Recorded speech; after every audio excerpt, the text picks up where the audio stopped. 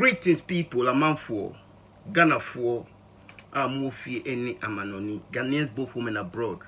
I share for any T4 or all of my viewers and subscribers. I greet you. If you're boy the Rychuhss Messenger way, Amanfo I represent again. And Amanfo today I go see one video of CSF Yahudah or Yahudah Kuntana. CSF Yahudah is a student of Abraham Ben Moshe, and Abraham Ben Moshe is the leader and founder of the biggest free thinking movement in Ghana. And this video of CSF Yahudah, which I saw or where I want can share with you, by expressing my thoughts or opinion on what was said in that video. The video is entitled "The Falling of African Kingdom," and I won't react to this video like I said. So I can't play his whole video, or I'm not going to play the whole video because it's about 45 minutes. If you want to see the whole video, you can go on his YouTube channel. It's called CSF Yahudah. I just go break down, the video or the points where I see that is important or worth mentioning or talking about. I will bring those points out and, we just share our thoughts on that. So I'm out for the bag. Make we go see the first clip come, and then we come out. We go come, share our minds or share our thoughts on what Yahudah talk over there. You can call me Yahudah Quintana. Yahudah Quintana. Today, as I was saying, the topic for today is the falling of Africa today. Why Africa today? Why Africa today? Why Africa? Why? Can you ask yourself why Africa? Why we are poor? Why Africa cannot go forward? Why Africa is not developing? Why Africa is not progressing? Why? So, if you see the video, basically Yahudah starts by asking why is, there's still so much poverty in Africa, why is Africa still underdeveloped, why is it that, there's no progress or African countries lack progress, These are basically the questions where Yahudah used to start the video. And to me, if he asks, say, why, is there so much poverty in Africa? And to me, I think he's referring to, the basic, quality of life, the basic human needs, basically, which are good drinking water, food to eat, clothing, accommodation, good medical facilities, and even employment.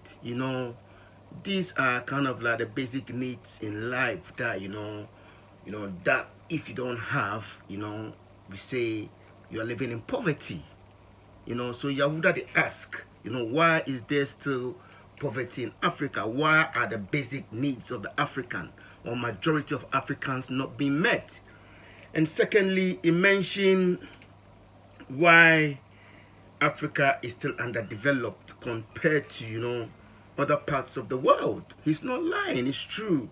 And the progress of Africa, what that is talking about, that why is that? Is it the African countries, are not progressing? Some of the questions why that concerns or that connect to why Africa is not, progressing is, the quality of human life. Why is there no progress in the quality of human life in Africa? Why is there no progress in, medical health care or facilities in Africa?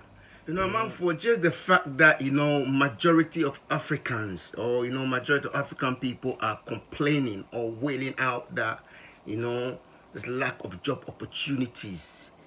It's a sign that, the level of, progress in Africa or, in African countries, it's very slow. Even look at the agriculture sector or the farming sector. Most Africans still rely on, archaic or old traditional methods of farming. And most of these practices are, kind of pose a danger to the safety of these farmers. We disunite. See, there is no unity in Africa. Now there is no unity in black people. Why? And then we share. We can't unite. We don't know how to unite because of some little things. And the falling of Africa is disunity. The falling of Africa is disunity. Among for, if you look the video, Yahudah is saying, or Yahudah the talk say, one of the problems for, the falling of Africa is disunity, And in my opinion, this is true because look at, how speedily the countries that are united, in this world have progressed speedily and are still progressing. About for look the UK, the United Kingdom, made up of 4 different entities or countries. You get England, you get Wales, you get Scotland, you got Ireland. You have the United Kingdom. They are united. Among for look at their progress. Look at the United States of America and look at their progress. Among for the UAE, United Arab Emirates. Look at them and look at their progress. Among for people, even the saying united we stand, divided before, or vice versa, divided before, united we stand, is a clue or an example of that unity is a factor in progress or development. One of the problems is religion, and the biggest one is religion, as we knew. Now, after getting out from religion, what is the next? We need unity, because the lack of unity is the downfall of Africa. So, for Yahudah said the biggest problem, hindering the progress, or unity in Africa is religion.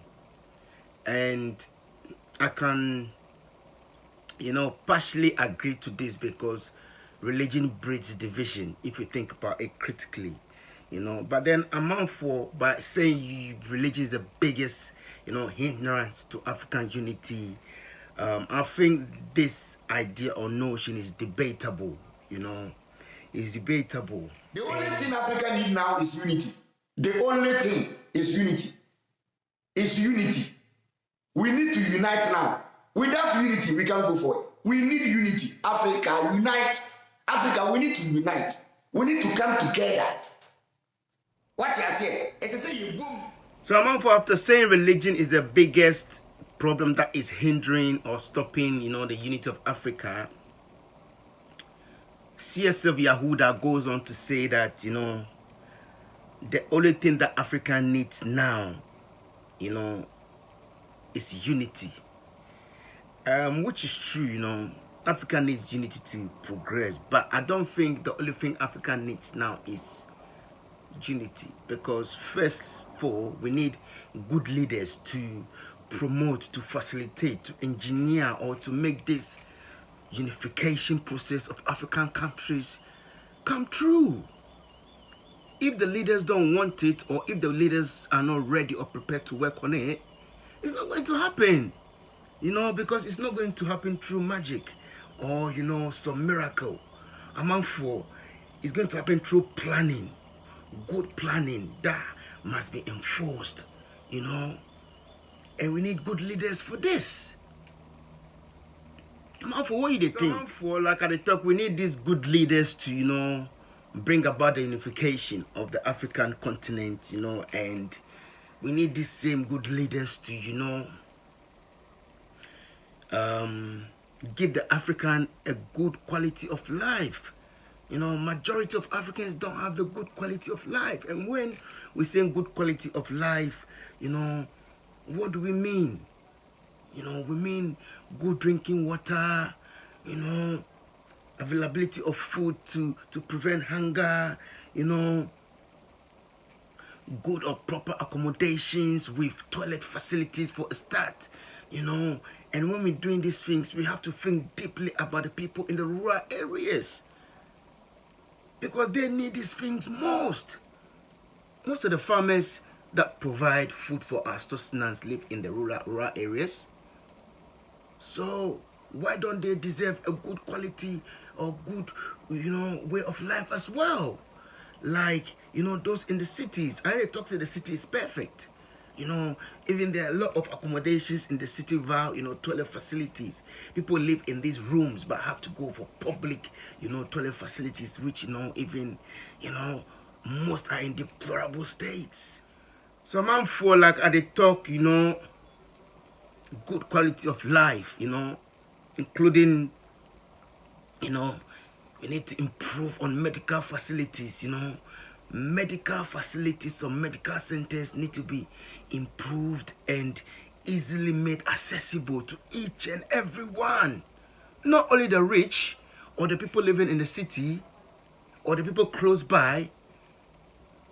We need to plan and implement, and create a system where at least even the health of the black man, be catered for. Genesis chapter 11 verse 1.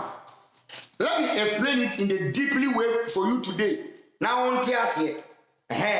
Genesis chapter 11 verse 1. Kasa about yenya before. Yenya before who has some Genesis 11:1. Here I read. At first, the people of the whole world had only one language and used the same words. Utie. As they wandered about in the east, they came to a plain in Babylon and settled there. They said to one another, "Come on, let's make bricks and bake them." So they had bricks to build with and tar to hold them together. They said, "Now let's build a city with a tower that reaches the sky, so that we make a name for ourselves and not be scattered all over the earth." And according to Genesis chapter 11, we wanted to live in unity. We wanted to live together.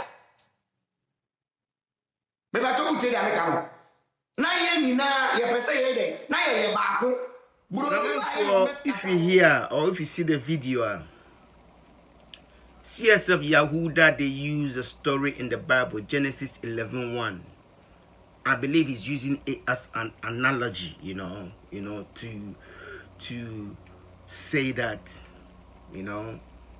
division or this unity, leads, to lack of progress, But if you listen carefully, CSF Yahudah is trying to say that story in the Bible is referring to Africans or black people. I don't know how CSF Yahudah arrived at such conclusions, Amanfo. To me,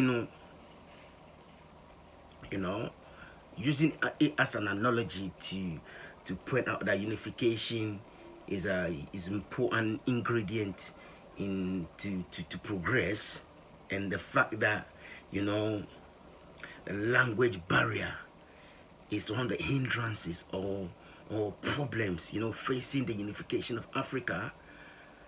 I don't really know how the Tower of Babel is linked or connected to the black man. Maybe Charlie, I need more education on that, Amanfo. But to be honest, I don't know how the two correlate, apart from using it as an analogy to show that unification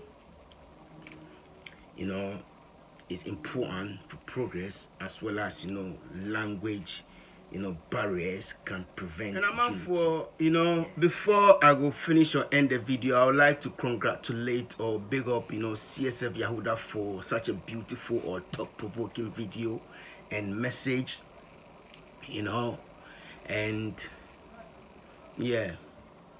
I big up the leader Avram Bemoshe as well for the good works in training these boys to become fluent and potent in in delivering the message. I'm on for your boy the Rychuhss Messenger, where I can pass through once again, and thanks for viewing this video, and I'll see you in the next video. Peace. Bye bye.